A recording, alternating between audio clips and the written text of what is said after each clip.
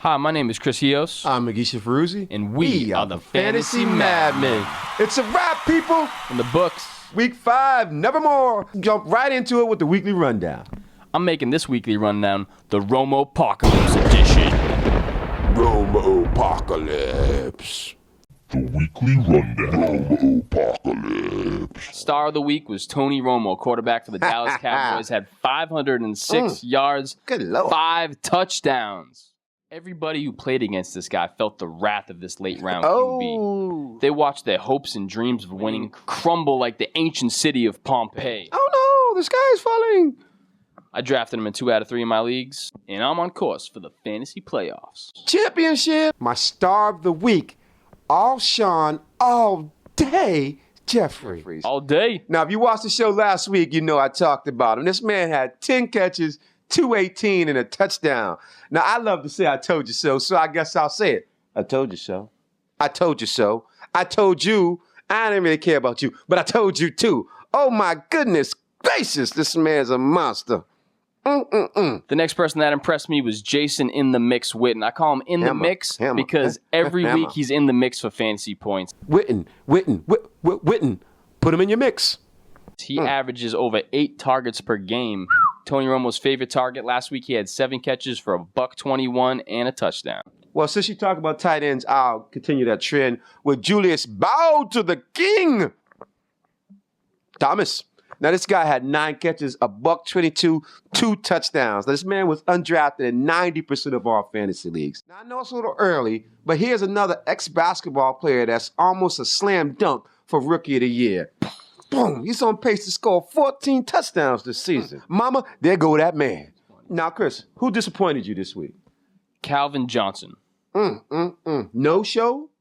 He didn't play. And they announced it 90 minutes before game time. I had to work on Sunday morning and didn't get to take him out of my lineups. I had him on 2 teams. Did you win? I still won. Jackpot! Well, you know, the one that disappointed me this week was Matt, the honeymoon's over Schaub. I mean, it's ridiculous. 19 out of 35. He threw for $173, 0 touchdowns, and not uno, dos, but tres interceptions, and 1 to the house. Now, this is the thing. Everybody wants to end up in the NFL Hall of Fames and getting their name in the record books.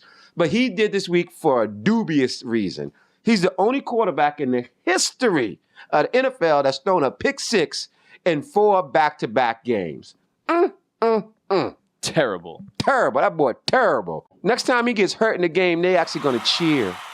And that's a weekly rundown for week 5. Romopocalypse edition.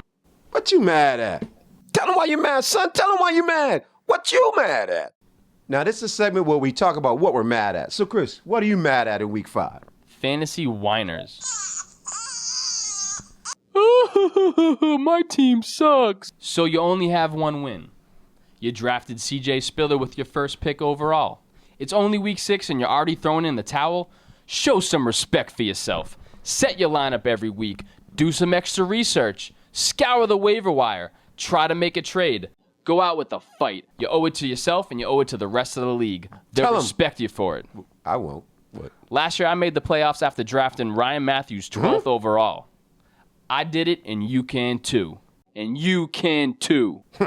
Well, talk about whiners. I'm going to piggyback on that with Jerry Jones. How about them Cowboys? Moral victory? What, are we going to start giving out awards for 5th and 6th place now? You're the Dallas Cowboys, America's team. Come on, Jerry. Moral victories? You're setting a bad precedent, bro. Bad precedent. Jerry Jones, you just need to blow it up, bro. Fire in the hole! Just blow it up, Jerry. Just blow it up. And that's what we're mad at for week 5. Now, we call this segment the Fantasy Madmen Rapid Fire Waiver Wire Pickups for week 6. Rapid fire. All right, I'm going to jump right in. Marcel Reese, fullback from Oakland. McFadden, hurt. Backup Jennings, hurt. He's the only running back left. If you ain't got him, get him. Keenan Allen, wide receiver. This 6'2 rookie from Cal is poised to make a big contribution to the San Diego Chargers offense. If you ain't got him, get him. I'm going to go with Justin, just got back from AAA meetings, Blackman. 5 catches, $136 and a touchdown. Liquor's the devil. If you ain't got him, get him. Jay Cutler, quarterback for the Chicago Bears, had 358 yards, 2 touchdowns last week, has great matchups over the next 2 weeks against the Redskins and the Giants. If you ain't got him, get him. Now I'm going to follow up and finish with Zach Attack Stacy.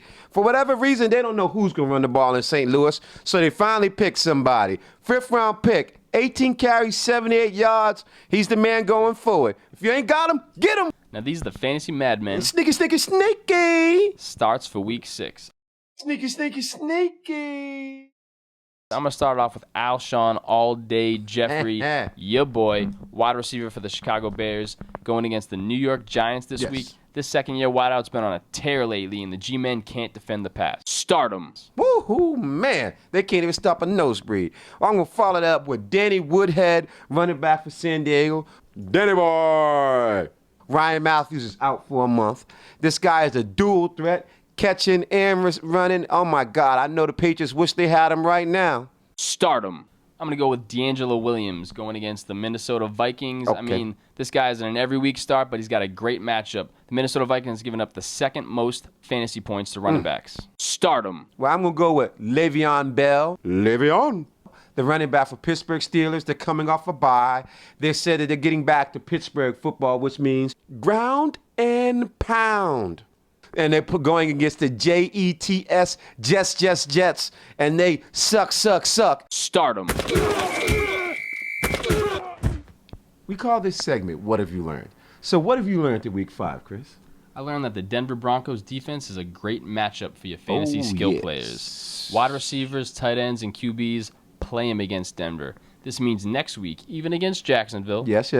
Justin Blackman, Cecil Shorts, maybe even Mo Jones-Drew. Garbage time. Garbage. And garbage time points mean fantasy points. Jackpot. And that's the name of the game. Yes. You know Denver's going to score a lot of points. So once they score, you know they're going to do that prevent D into the game and let you reel off a couple chuck it.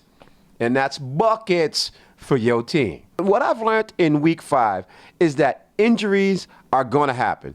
Depth is key to a fantasy football championship. Concussions and hamstrings are the new norm in the NFL. I mean, I've never seen a season where this many guys are banged out every single week. Marquee guys, role player guys, it doesn't matter who it is. Everyone's catching an injury. And so if you're going to be looking at a fantasy championship, you need quality depth. You need to have a backup for your backup. So if you don't have depth, you might as well just figure out what you're doing in the offseason while I'm winning your fantasy championship. Stay active on that waiver wire. Yes. Keep your eyes on the prize, people. And that's what we've learned in week 5. That, my dear, is a wrap. And until next week, we are the Fantasy Madmen. Jackpot. Crikey. I think a dingo ate your defense.